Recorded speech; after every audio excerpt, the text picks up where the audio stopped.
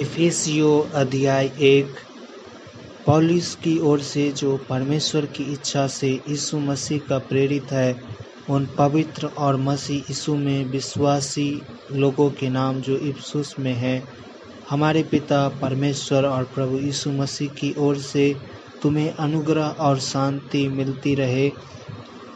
हमारे प्रभु यीशु मसीह के परमेश्वर और पिता का धन्यवाद हो कि उसने हमें मसीह में स्वर्गीय स्थानों में सब प्रकार की आत्मिक आशीष दी है, जैसा उसने हमें जगत की उत्पत्ति से पहले उसमें चुन लिया कि हम उसके निकट प्रेम में पवित्र और निर्दोष हो, और अपनी इच्छा के भले अभिप्राय के अनुसार हमें अपने लिए पहले से ठहराया कि यीशु मसीह के द्वारा हम उसके लेपालक पुत्र हों, कि उसके उस अनुग्रह की महिमा की स्तुति हो जिसे उसने हमें उस प्रिय में सेंतमेंट दिया। हमको उसमें उसके लहू के द्वारा छुटकारा अर्थात अपराधों की क्षमा उसके उस अनुग्रह के धन के अनुसार मिली है,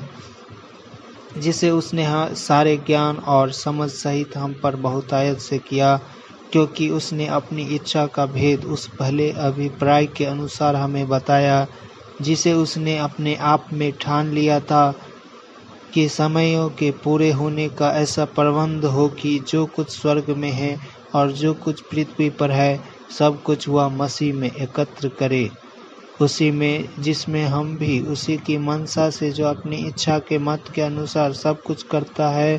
पहले से ठहराए जाकर मिरास बने, कि हम जिन्होंने पहले से मसीह पर आशा रखी थी उसकी महिमा की स्तुति के कारण हो। और उसी में तुम पर भी, जब तुमने सत्य का वचन सुना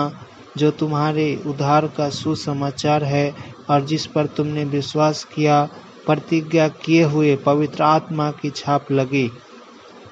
वह उसके मोल लिए हुए को छुटकारे के लिए हमारी मिरास का बयाना है कि उसकी महिमा की स्तुति हो। इस कारण मैं भी उस विश्वास का समाचार सुनकर जो तुम लोगों में प्रभु यीशु पर है और सब पवित्र लोगों पर प्रकट है, तुम्हारे लिए धन्यवाद करना नहीं छोड़ता, और अपनी प्रार्थनाओं में तुम्हें स्मरण किया करता हूँ